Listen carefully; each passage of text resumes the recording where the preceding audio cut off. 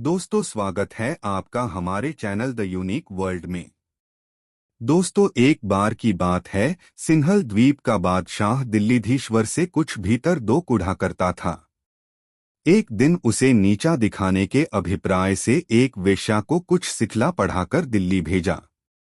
वह वारांगना महासुंदरी और नृत्य कला की पूर्ण पंडिता थी। उसने दिल्ली नगर में पहुंचकर एक बढ़िया मकान सड़क के चौराहे पर किराए में लिया और उसमें नित्य सायंकाल में श्रृंगार कर गायन वाद्य किया करती थी। तबला और सारंगी बजाने वाले भी सिंहल द्वीप ही से अपने साथ लाई थी। धीरे दो इसकी शोहरत नागरिकों में फैली। वे उसके पास अधिक संख्या में आने जाने लगे। वह किसी से कुछ नहीं लेती थी, बल्कि आगतों की बड़ी प्रीतिपूर्वक स्वागत करती थी। इसकी ऐसी प्रतिष्ठा सुनकर बादशाह के कितने दरबारी भी गुप्त रूप से उसके पास आए और उसकी आवभगत और कलावी शेषता से मुग्ध होकर लौटे। यह बात बड़े तेजी से अमीर गरीब के कानों तक फैल गई। जब बादशाह ने इस नवयवना वेश्या की प्रशंसा अपने दरबारियों के मुख से सुनी तो उसे भी उसको देखने की इच्छा हुई। वह उसके मकान पर नहीं जा सकता था, अतएव उसे अपने यहाँ बुलवाने का निश्चय किया। दूसरे दिन दीवान खाना खूब सजाया गया। उस कमरे में भारतवर्ष की एक से एक सजावट की वस्तुएं अपने दो करीने से सजाकर रख दी गई। दरबारियों के बैठने के लिए आसन भो खूब सजाकर लगाया गया। जब इस प्रकार से बादशाह ने अपने यहाँ तैयारी कर ली तो एक चपरासी द्वारा उस नवागत बारांगना को बुलावा भेजा। वह भला कब नाही करने वाली थी, यह तो उसकी मनचाही बात थी। उसने बादशाह के दरबार में जाना सहर्ष स्वीकार किया। फिर सायंकाल में खूब सार श्रृंगार कर अपने सफरदाइयों को लिए हुए दरबार में दाखिल हुई। उसकी लुनाई से दिल्ली दरबार रोशन हो गया। बादशाह ने चपरासी भेजकर अपने सब दरबारियों को बुलवाया। वे बादशाह का निमंत्रण पाकर नवीन वेश्या का नृत्य देखने की इच्छा से आए। यह नायिका अपने रूप लावण्य और कला कौशल से कितनों को मोहित कर चुकी थी। फिर बादशाह क्यों न मुग्ध होता। उसने बड़ी निपुणता से लगातार 6-7 घंटों तक नृत्य गान किया। सभी लोग उसकी तारीफ करने लगे। बादशाह ने भी मुक्तकंठ से प्रशंसा की। बादशाह ने अपने मन में अनुमान किया कि यह द्रव्योपार्जन के निमित्त यहाँ आई है, इसलिए इसको द्रव्याभूषण देकर संतुष्ट करना चाहिए। बादशाह दीवान से राय मिलाकर उसके लिए बहुत सी अशर्फिया और सुंदर दो वस्त्र देने के लिए मंगवाया। वह उनको देखकर विनम्रता से बोली, पृथ्वीनाथ, मैं यह नृत्य गान आपको गुणग्राही समझकर किया है। मुझे अपना मन प्रसन्न करना अभीष्ट था, इनाम की चाहना नहीं है। बादशाह ने मन में सोचा, शायद इतने पारितोषिक को न्यून समझकर यह संतुष्ट नहीं हुई है, अतएव इसे कुछ और धन पाने की लिप्सा है। वह उस वेश्या से बोला, यदि तुझे और कुछ मांगने की इच्छा हो तो उसे भी मांग सकती हो। वेश्या ने कहा, पृथ्वीनाथ, मुझे केवल एक वस्तु मांगने की इच्छा है, परंतु आप पहले वचनबद्ध हो तो मांगू। बादशाह कुछ सोच विचार के बाद बोला, मेरी घर की निजी वस्तुओं के अतिरिक्त जो कुछ मांगोगी तुझे दिया जाएगा। मैं अपनी बात एक बार कहकर फिर लौटाता नहीं हूँ। वह कुछ देर खामोश रहकर फिर बोलो, गरीब परवर, मैं आपके गद्दी पर पाखाना फिरने की इच्छा रखती हूँ। उस वेश्या की इस ढिठाई पर सब दरबारी सन्न हो गए। उसने खुल्लम खुल्ला बादशाह का अपमान किया था। बादशाह भीतर दो बड़ा क्रोधित हुआ, परंतु चूंकि वचनबद्ध हो चुका था इसलिए प्रगट रूप से खामोश रहा। सबको बड़ा सोच हुआ। किसी की अकल काम नहीं करती थी। आखिर बीरबल से राय मिलाई गई। बीरबल ने बादशाह को ढांढस दिलाया। वह वेश्या लोगों को फुसफुस करते देखकर बड़ी प्रसन्न हुई और उसके चेहरे पर हठात हंसी आने लगी। बीरबल बोला, इसको वचन दिया जा चुका है, इसलिए उसका पालन किया जाएगा। वेश्या बोली, मैंने पहले ही आपसे आज्ञा प्राप्त कर ली है, तब मांगा है। यदि नहीं कर दिया जाएगा तो मैं बिना उज़्र चली जाऊंगी। बीरबल उसे डांटकर बोला, हे वेश्या, तुझे ज्ञात होना चाहिए था कि यह दिल्लीधीश्वर का दरबार है और ये जगत बिजी बादशाह हैं। यहाँ पर आकर यह क्या गंदी बात मुंह से निकालती है। यदि तुझे मांगना ही था तो कोई अलभ्य वस्तु मांगती जिससे तू अजाचक हो जाती और तेरी कीर्ति देश देशांतर में फैलती। वह बोली, दीवान महोदय, मैंने जिस चीज को आपसे मांगा है, यदि उसे देना मंजूर हो तब तो देखें, नहीं तो इनकार करें। मैं अपने घर लौट जाऊंगी। आगा पीछा करने से क्या लाभ? हाँ तो हाँ, नहीं तो नहीं। बीरबल ने बादशाह से कहा, पृथ्वीनाथ, मैंने इस विदेशी वेश्या को आगा पीछा दिखलाकर बहुत कुछ समझाया, परंतु वह एक भी मानने को राजी नहीं है। वचन का पालन करना आवश्यक है, नहीं तो संसार में आपकी बड़ी अपकीर्ति फैलेगी। बादशाह ने बीरबल के मत को स्वीकार किया। तब कौल बीरबल ने वेश्या से कहा, बादशाह की आज्ञा है, तू अपना मनोभिषित पूर्ण कर ले, यानी गद्दी पर पाखाना कर ले। हाँ, एक बात याद रखना कि पाखाना के समय पेशाब न निकले। जो तू इस बात में जरा भी चूकेगी तो तुरंत जान से मार डाली जाएगी। अब तो उस भठियारिन के कान खड़े हो गए। कुछ देर तक आगा पीछा करती रही, फिर बादशाह को सलाम कर चुपके से चली गई। उसका काम समाप्त हो गया, इसलिए वह अब दिल्ली शहर में टिककर निर्थक समय खोना अच्छा नहीं समझती थी। डेरे पर पहुंचकर तुरंत स्वदेश लौटने की तैयारी कर सिंहलद्वीप चली गई। पहुंचकर दिल्लीधीश्वर के दरबार का सब समाचार यथातथ्य कहकर अपने राजा को सुनाया। वहां के लोग बीरबल की बुद्धि की सराहना करने लगे। दोस्तों, वीडियो कैसा लगा कमेंट में जरूर बताएं। दो भाग्य बड़ी है कि उद्योग बहुत मजेदार कहानी। एक दिन बादशाह ने अपने दरबारियों से भरी सभा में पूछा, भाग्य बड़ी है व उद्योग? सब दरबारियों ने एक मत होकर बतलाया, पृथ्वीनाथ, उद्योग बड़ा है, परंतु बीरबल की राय सबसे भिन्न थी। वह अपनी तरफ से अकेला होकर बोला, महाराज, मेरी सम्मति से भाग्य बड़ी है। बादशाह ने बीरबल से पूछा, यदि उद्योग न किया जाए तो भाग्य क्या कर सकती है? भला उस मनुष्य को जो भाग्य के भरोसे बैठ रहे, कभी खाना नसीब हो सकता है? बीरबल ने उत्तर दिया, चाहे कोई कितना ही उद्योग क्यों न करे, परंतु जो बात उसके भाग्य में लिखी न होगी, कदापि नहीं मिल सकती। यह सब देखते हुए भाग्य को ही प्रधानता मिलनी चाहिए। एक दरबारी को बीरबल की यह दलील बहुत खटकी और वह बादशाह से निवेदन कर बोला, पृथ्वीनाथ, जब बीरबल को भाग्य की प्रधानता मालूम है तो इसका कोई सबूत भी होगा। बादशाह ने झट बीरबल से पूछा, हाँ बीरबल, इस बात का कोई सबूत दो। बीरबल बोला, पृथ्वीनाथ, यह कोई ऐसी वैसी बात नहीं है जो कोई गांठ में बांधे फिर रहा हो और तुरंत खोलकर दिखला दे। आपकी ऐसी ही इच्छा है तो कुछ दिनों में सिद्ध करके दिखला दूंगा। उस दिन का काय समाप्त हुआ और लोग अपने दो घर गए। एक दिन बादशाह को जमुना में शेर करने की इच्छा हुई, अतएव कुछ दरबारियों को साथ ले एक खास नौका पर बैठकर यमुना जी में जल विहार करने लगा। बीच दरिया में पहुंचकर फिर उसे भाग्य और उद्योग वाली बात स्मरण हो आई। उसने बीरबल से कहा, क्यों बोरबल, अभी तुम्हारा दिमाग ठिकाने आया कि नहीं? बोलो, उद्योग को प्रारब्ध से प्रधान मानते हो वा नहीं? इस बार भी बीरबल ने पहले ही सा उत्तर दिया। बीरबल की इस हठधर्मी पर बादशाह चिढ़ गया और तत्क्षण अपने हाथ की अंगूठी निकालकर जमुना जल के मध्य में छोड़ दिया और बोला, अच्छा बीरबल, यदि अपनी भाग्य की प्रधानता से तू एक मास के अंतर्गत यह अंगूठी मुझे न मिला सकेगा तो तेरी गर्दन उड़ा दी जाएगी। बादशाह के उस आकस्मिक कोप से सब लोग थर्रा गए। सब लोगों ने देखा कि यहाँ पर जमुना जी का जल बहुत गहरा है।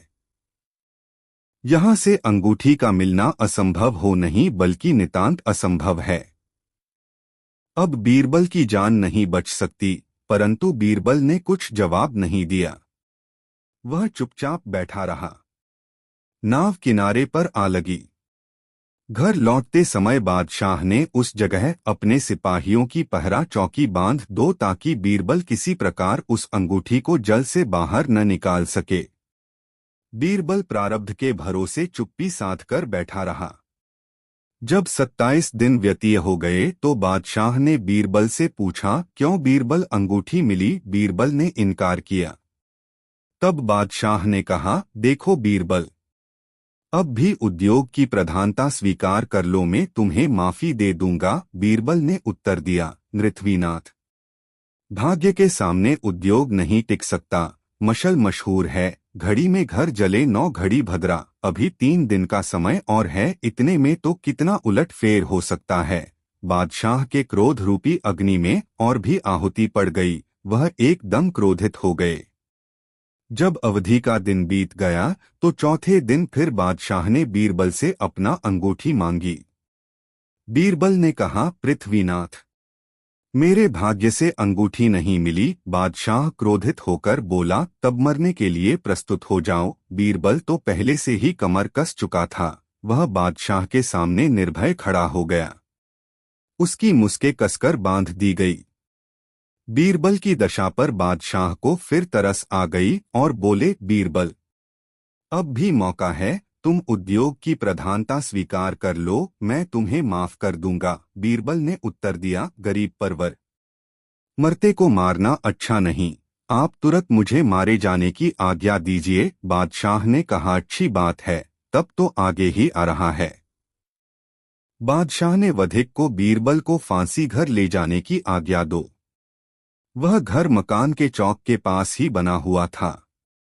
बीरबल की यह दशा देख समस्त प्रजा घबरा ठड़ी, क्योंकि बीरबल के समय में सबको रामराज्य था। न राजा का जुल्म प्रजा पर चलने पाता था और न प्रजा का राजा पर। सबके चेहरे पर मुरदनी छा गई। बीरबल के घर वाले भी चुपचाप मलिन मुख किए सब कार्यकलाप देख रहे थे। वे अब अपना धैर्य कायमन रख सके और सबके सब सुसक सुसक कर रोने लगे। चीरबल फांसी के तख्ते पर चढ़ाया गया। नियम के अनुसार वधिकों ने बीरबल से पूछा, आपकी अंतिम इच्छा क्या है? उसको पूरी करने के लिए 10 मिनट का समय और दिया जाता है। बीरबल अभी कुछ कहने भी नहीं पाया था कि एक फकीर प्रकट हुए।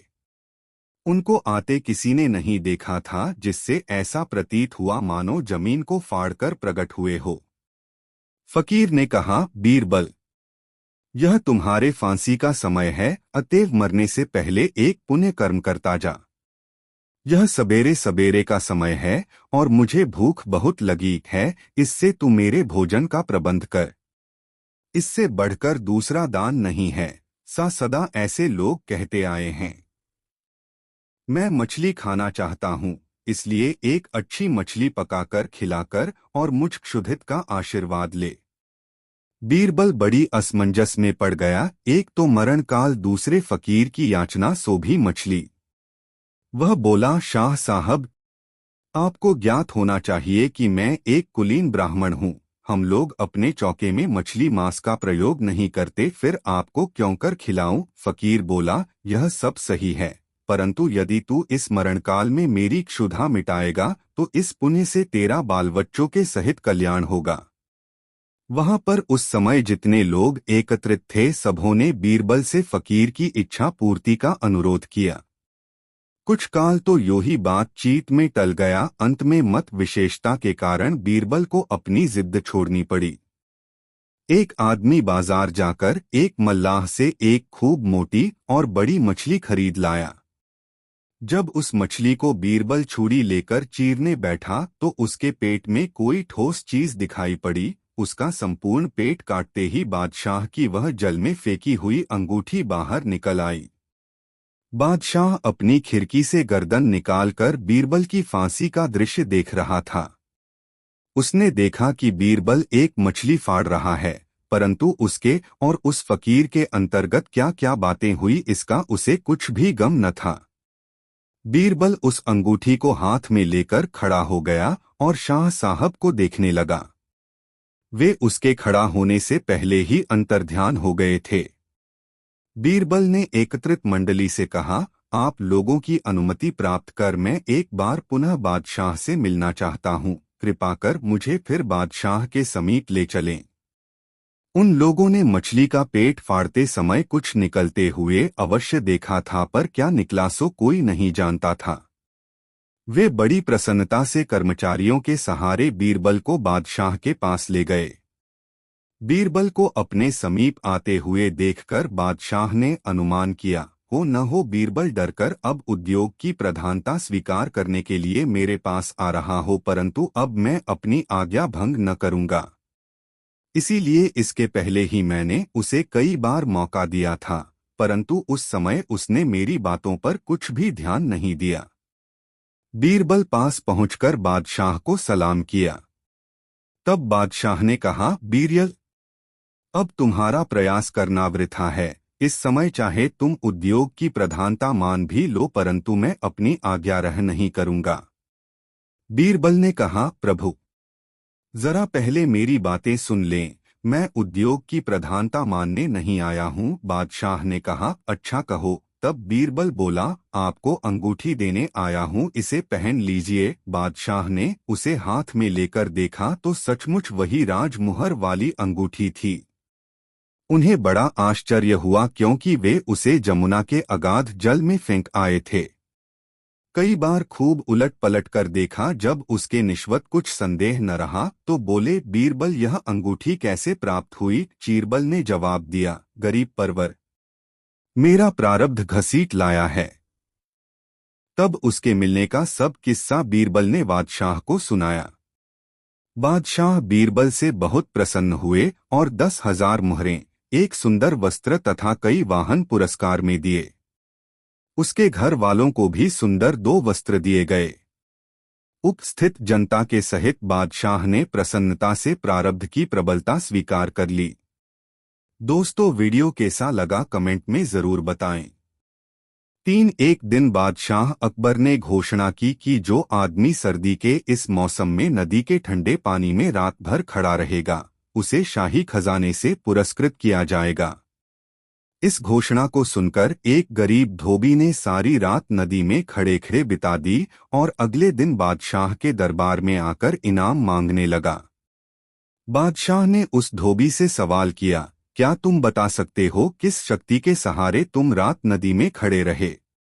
धोबी ने अदब के साथ जवाब दिया, आलमपनाह, मैं कल सारी रात महल की छत पर जलते हुए चिराग को देखते रहा।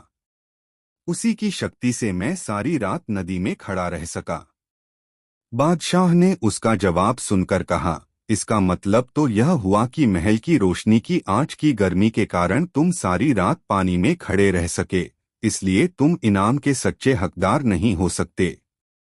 धोबी उदास हो गया और बीरबल के पास जाकर निराशा भरे स्वर में बोला, दरबार में बादशाह ने इनाम देने से इनकार कर दिया है। धोबी ने इसका कारण भी बीरबल को बता दिया। बीरबल ने गरीब धोबी को सांत्वना देकर घर भेज दिया।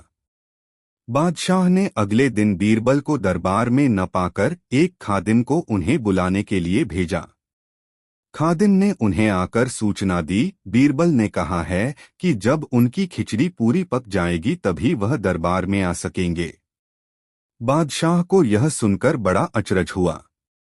वह अपने दरबारियों के साथ बीरबल के घर पहुंचे। वहां उन्होंने देखा कि 2 लंबे बांसों के ऊपर एक हंडिया में चावल रखकर उसे लटकाया गया है और नीचे जमीन पर आग जल रही है। बादशाह ने तत्काल पूछा, बीरबल, यह क्या तमाशा है?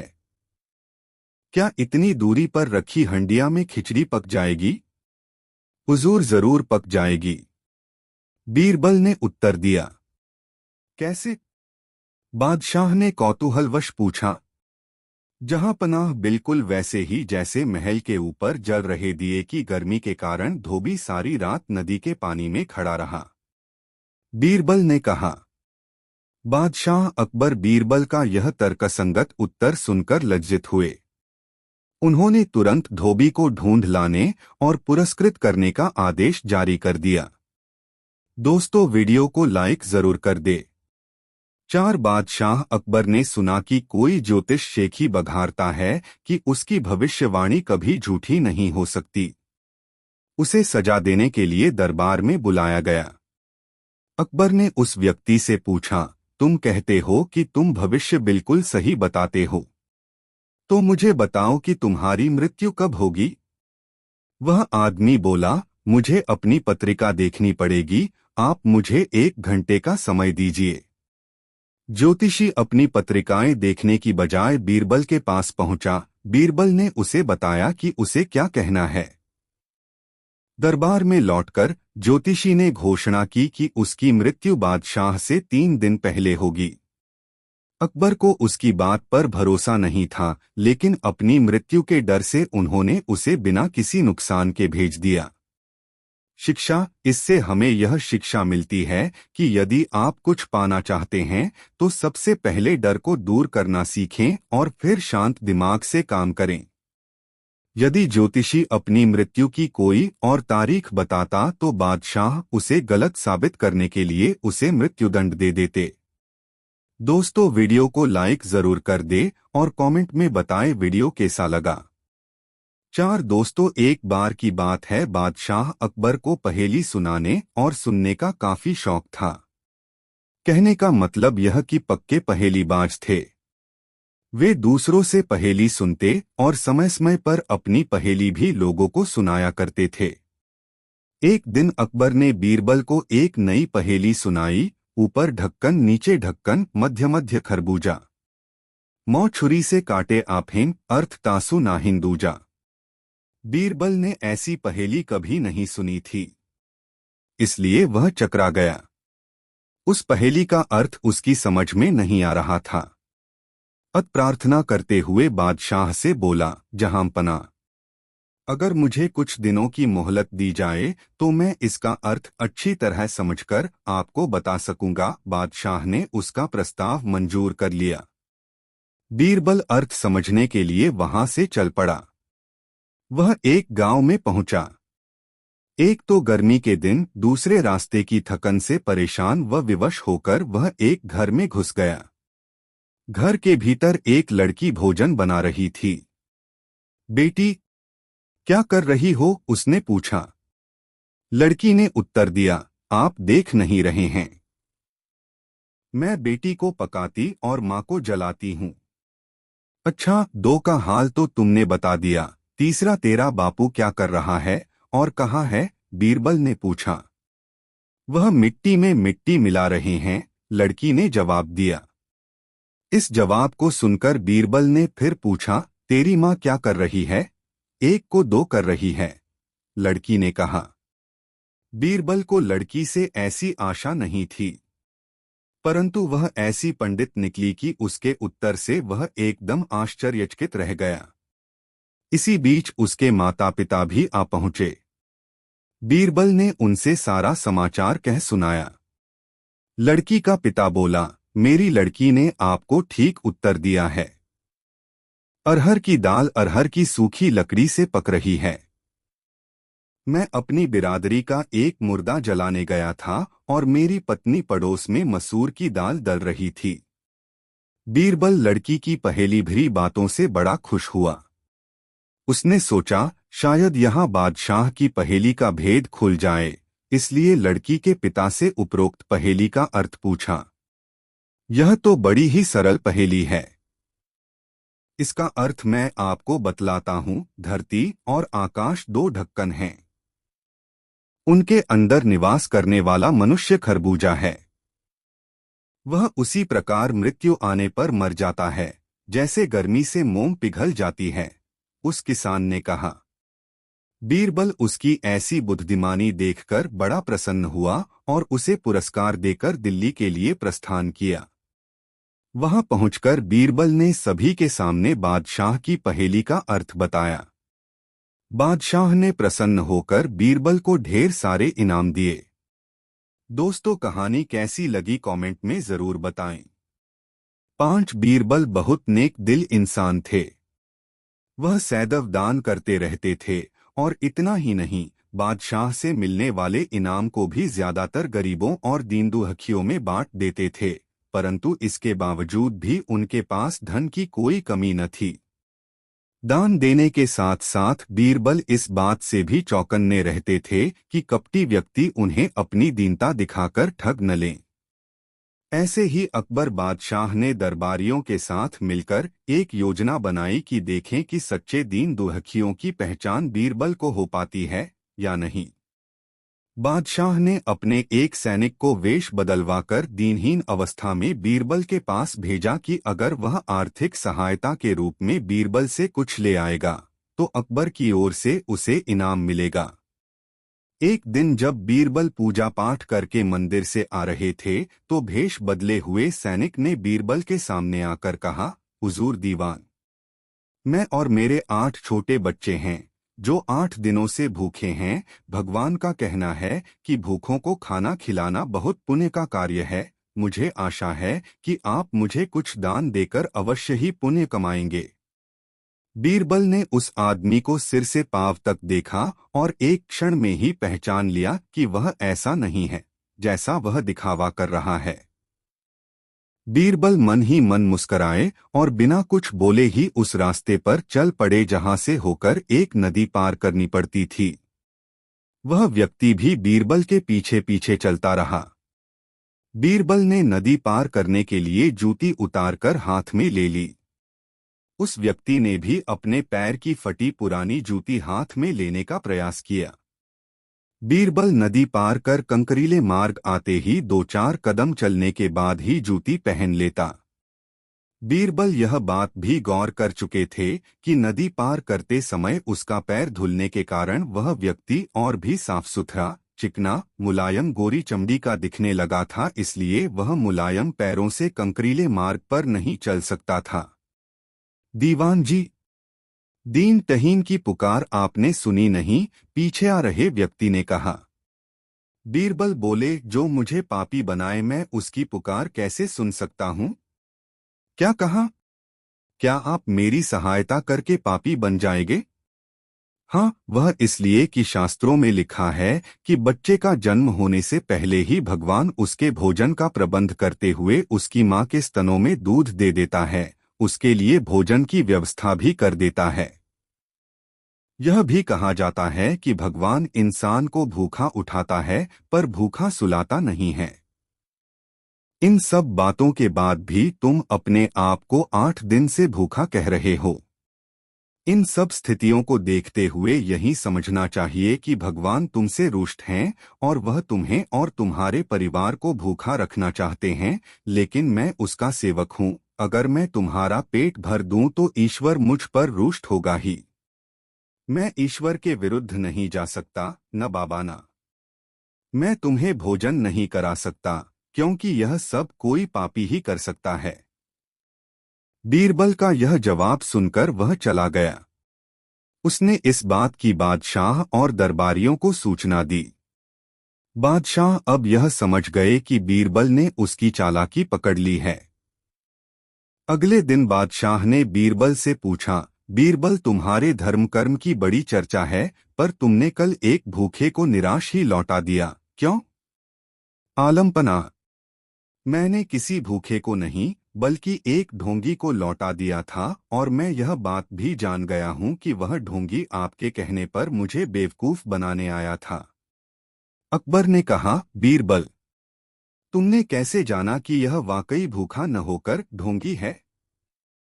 उसके पैरों और पैरों की चप्पल देखकर यह सच है कि उसने अच्छा भेष बनाया था, मगर उसके पैरों की चप्पल कीमती थी। बीरबल ने आगे कहा, माना कि चप्पल उसे भीख में मिल सकती थी, पर उसके कोमल मुलायम पैर तो भीख में नहीं मिले थे, इसलिए कंकड़ की गड़न सहन न कर सके। इतना कहकर बीरबल ने बताया कि किस प्रकार उसने उस मनुष्य की परीक्षा लेकर जान लिया कि उसे नंगे पैर चलने की भी आदत नहीं, वह दरिद्र नहीं बल्कि किसी अच्छे कुल का खाता कमाता पुरुष है। बादशाह बोले, क्यों न हो, वह मेरा खास सैनिक है। फिर बहुत प्रसन्न होकर बोले, सचमुच बीरबल, माँ दौलत तुमसे बहुत खुश हुए। तुम्हें धोखा देना आसान काम नहीं है। बादशाह के साथ साजिश में शामिल हुए सभी दरबारियों के चेहरे बुझ गए। दोस्तों, वीडियो को लाइक जरूर कर दे। दोस्तों, शाम का समय था। अकबर अपने बाग में दरबारियों के साथ राजकीय विषयों पर विचार कर रहा था। इतने में तानसेन ने अपनी सारंगी मिलानी शुरू की। सबका ध्यान तानसेन के वाद्य की तरफ आकृष्ट हो गया। दरबार का शेष कार्य स्थगित कर दिया गया। तानसेन ने एक मनहरन तान सारंगी पर छेड़ी। चारों तरफ से वाह वाह की ध्वनि आने लगी। बादशाह आनंदमग्न तकिए के सहारे लेटा हुआ सुन रहा था। चारों तरफ आनंद छा रहा था। इसी समय शहर का कोतवाल 2 आदमियों को लिए हुए आया। उन आदमियों के कपड़े खून से लथपथ हो रहे थे। कोतवाल के अचानक आ पहुंचने से बड़ा रंग में भंग हो गया। बादशाह झल्ला गया और झिड़ककर कोतवाल से बोला, क्या तुमको इतनी भी तमीज न हुई कि यह समय दरबार का नहीं है? ऐसे मन बहलाव के समय बंदियों का लाना कहाँ तक उचित था? ये कैदी रात भर हवालात में रखे जा सकते थे। कल दरबार लगने पर इनके मामले पर विचार किया जा सकता था। फिर इतनी आतुरता दिखलाने का क्या कारण है? बादशाह की नाराजगी से कोतवाल सहम गया, परंतु बिना असलियत बतलाए भी काम नहीं चलते देखा।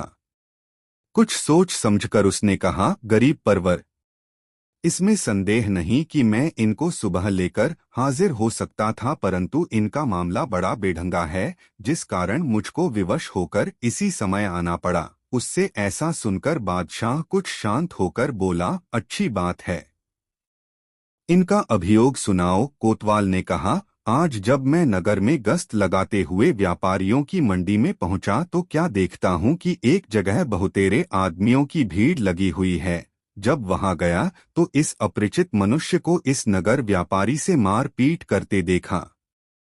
यह अपरिचित मनुष्य नगर व्यापारी को झिड़क रहा था कि अरे दुष्ट, आज से 5-7 वर्ष पहले तू मेरा दास था और वहां से छिपकर भाग आया है।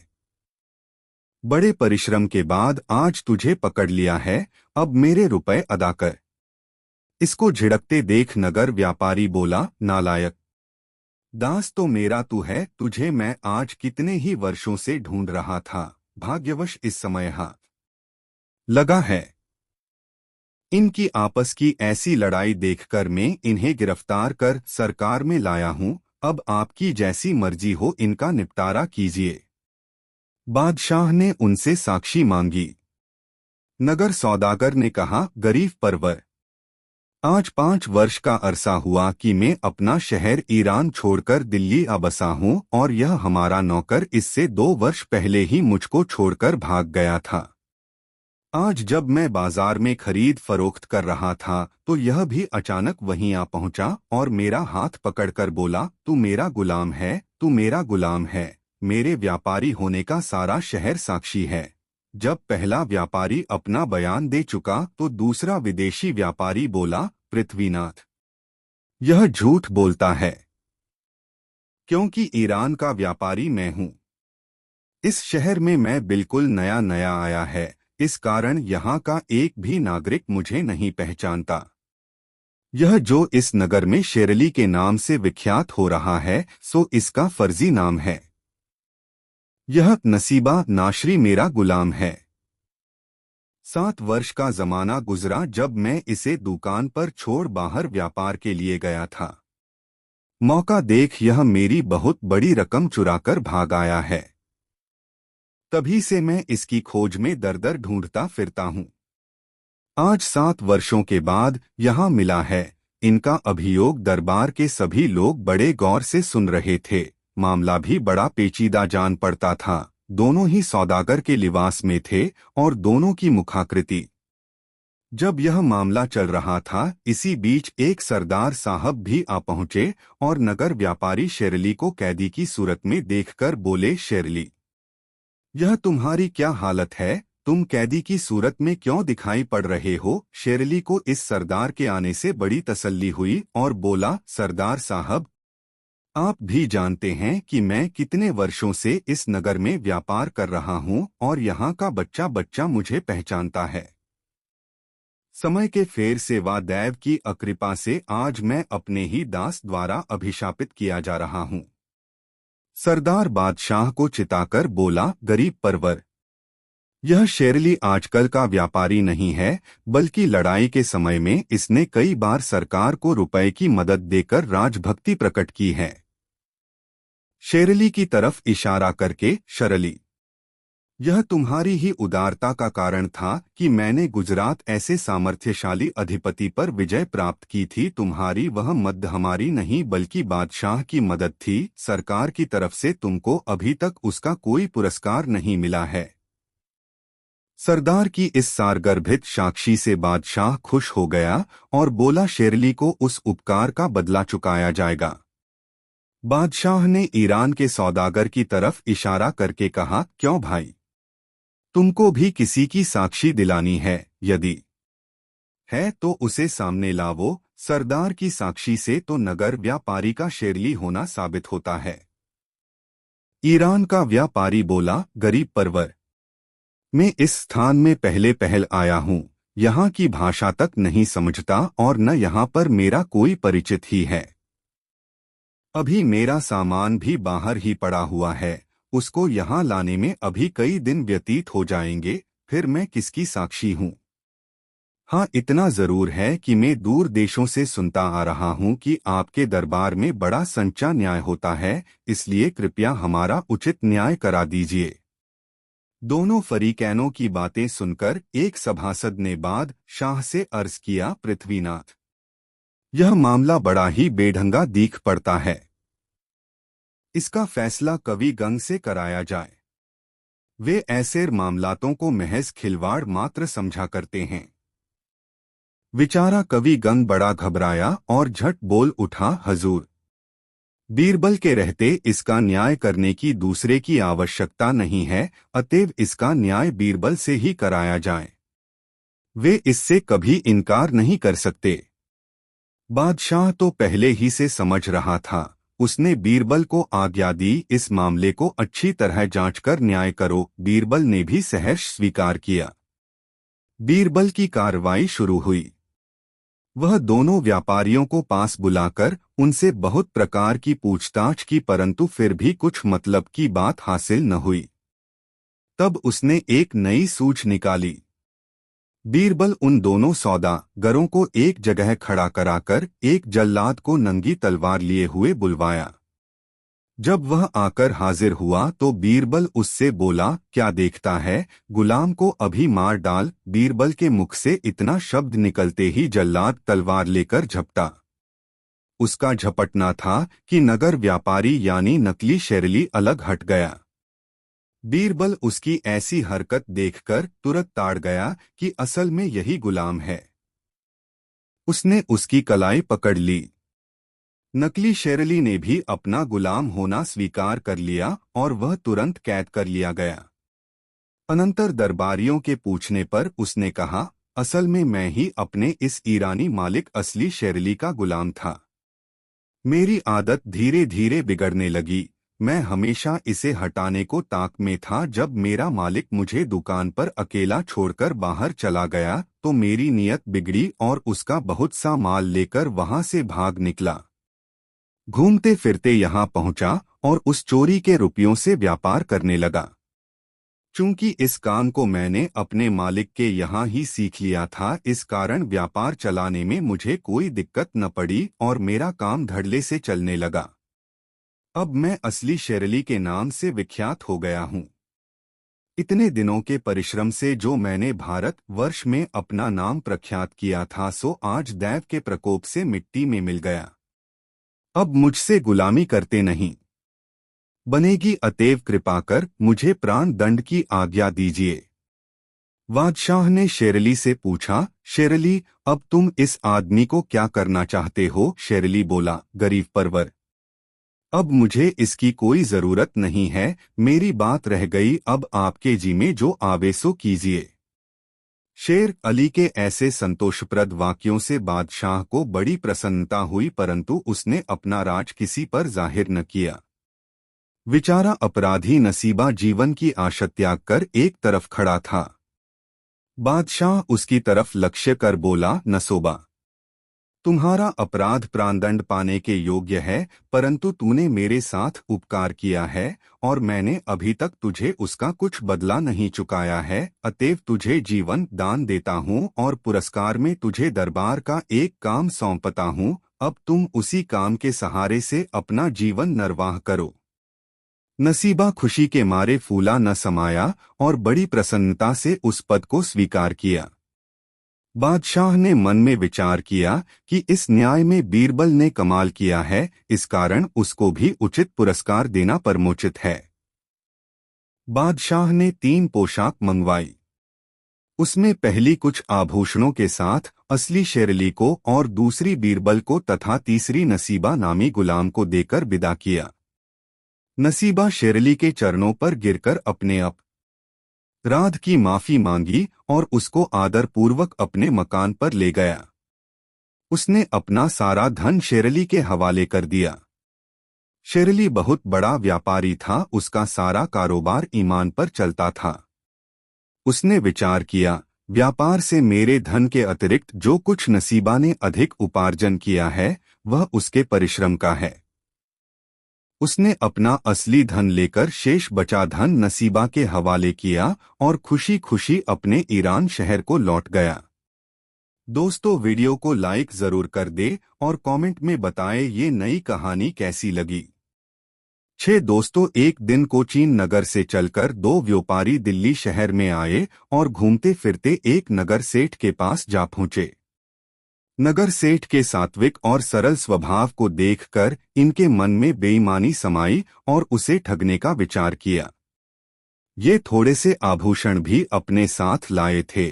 उसे व्यापारी को दिखलाकर बोले, आप मेरे इन आभूषणों को बिकरवा दें तो हम पर आपका बड़ा उपकार होगा। व्यापारी आभूषणों को देखकर उत्तर दिया, आपका कहना बहुत ठीक है, पर यह कोई लड़कों का खेल नहीं है जो इधर बनाया और उधर बिगाड़ दिया। जब मैं इसे कुछ लोगों को दिखलाऊंगा और उन्हें पसंद आएगा तब कहीं चिकेगा। आप लोग आभूषणों को मेरे यहाँ छोड़ जाइए, फिर दूसरे दिन दोपहर में आना। ठगों ने कहा, बहुत अच्छा, हम कल दोपहर को आपके पास आएंगे, परंतु आप भी एक बात का ध्यान रखना कि जब हम दोनों ही एक साथ होकर आचें तो आभूषणों को देना, अन्यथा नहीं। वे ठग इस प्रकार उसे बातों में बांधकर वहां से आगे बढ़े। कुछ दूर जाकर वे फिर वापस लौटे। उनमें से एक आदमी कुछ दूर मोड़ पर एक आदमी से झूठी गप मारने लगा और दूसरा उस सेठ की दुकान पर पहुंचकर बोला, सेठ जी, हमारा विचार रास्ते में जाकर पलट गया, इसलिए हमको फिर लौटकर आपके पास आना पड़ा। हम चाहते हैं कि इस समय आप हमारे आभूषणों को लौटा दें। कल दोपहर को हम इनको लेकर आपके पास आएंगे, तब तक आप भी ग्राहक ठीक कर रखें। सेठ ने कहा, तुम्हारी चीज तुमको लौटाने में मुझे कोई आपत्ति नहीं है, परंतु तुम्हारा दूसरा साथी कहाँ है, उसको भी अपने साथ लेकर आओ। ठग ने अंगुली का संकेत कर उसे नुक्कड़ पर एक दूसरे आदमी से बातचीत करते हुए दिखलाया। व्यापारी ने देखा तो बात सही थी। वह नुक्कड़ पर खड़ा होकर किसी से कुछ वार्तालाप कर रहा था। व्यापारी को अब कोई शक न रहा, वह आभूषणों को तत्काल उसे दे दिया और अपने काम में दत्तचित्त हुआ। उसको इनकी तरफ से कोई शंका नहीं थी, क्योंकि उसका हृदय साफ था। इससे वह दूसरों को भी अपने ही समान समझता था। दूसरे दिन दोपहर के समय दूसरा ठग आया और सेठ से अपने गहनों को मांगा। सेठ ने कहा, गहने तो कल ही यहाँ से ले गए, अब फिर क्या मांगने आए हो? ठग बोला, कौन ले गया? सेठ ने उत्तर दिया, तुम्हारा साथी। वह कुछ क्रुद्ध होकर बोला, आपने यह अनुचित किया है। हमने आपको उसी समय सचेत कर दिया था कि जब हम दोनों एक साथ होकर आवे तो आप गहनों को वापस देना, फिर आप अकेले एक को क्यों कर दिया? आपकी यह थोथी दलील है, हमारा आभूषण हमें दीजिए। सेठ ने जवाब दिया, आप भी तो उस नुक्कड़ पर खड़े थे जबकि आपका भाई लेने आया था। ठग बोला, इससे क्या?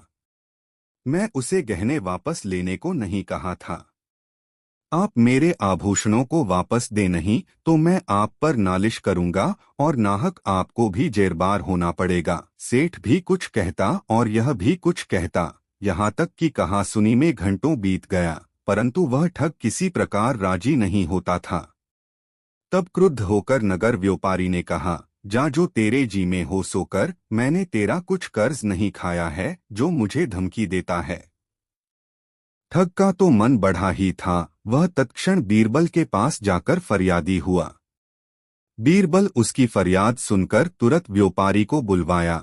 जब वह आया तो बोला, यह क्या कहता है, इसका ब्यौरा बतला। वह व्यापारी शुरू से आखिर तक जो जो बातें हुई थीं बयान किया और 3-4 प्रतिष्ठित पुरुषों को साक्षी दिलवाई। बीरबल सारी बातों को सुनकर निश्चित कर लिया कि नालिश झूठी है, परंतु फिर भी बिना किसी अपराध में गिरफ्तार किए सजा भी नहीं दी जा सकती। अतएव वह नालिश करने वाले व्यापारी से बोला, तुमने यही कहा था न कि हम दोनों जब एक साथ आवे तभी आभूषणों को वापस देना। उसने कहा, हाँ, जो आप कह रहे हैं बिल्कुल कौड़ी पाई सत्य है, यही बात पक्की हुई थी। तब बीरबल बोला, जब ऐसी शर्तें तय हुई हैं तो फिर तुम अकेले क्यों कर आए? आप अपने भाई को साथ लेकर आओ तो मिलेगा। ठग की दाल न गली। बीरबल की ऐसी आज्ञा सुन वह वहां से खिसक गया।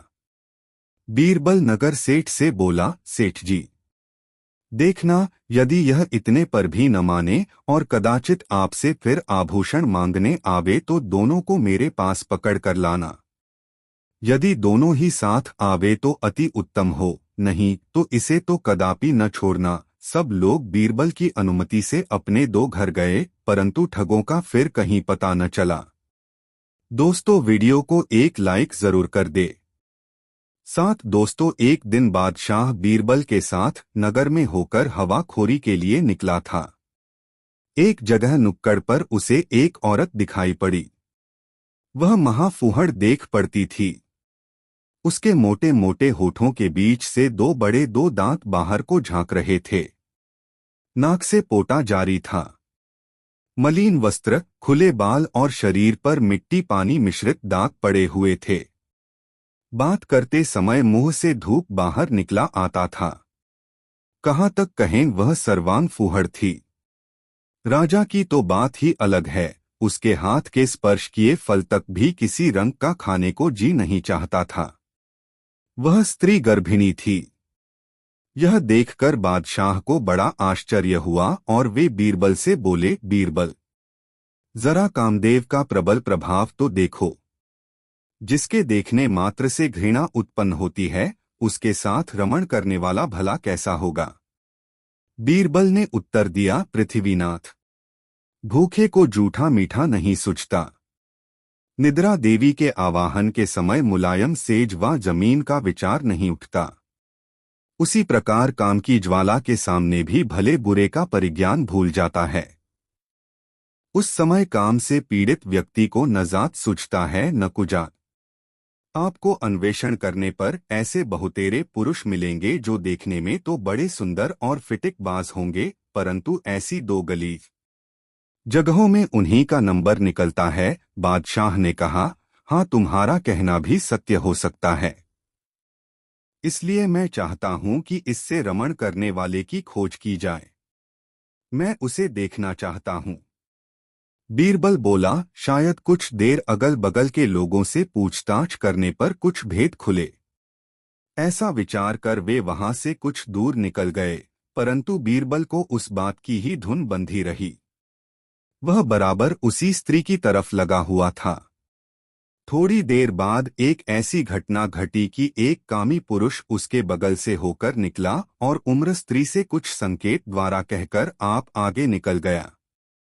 वह देखने में किसी उच्च कुल का जान पड़ता था, परंतु स्वभाव से लंपट प्रकट होता था। को दिखाकर कहा, पृथ्वीनाथ।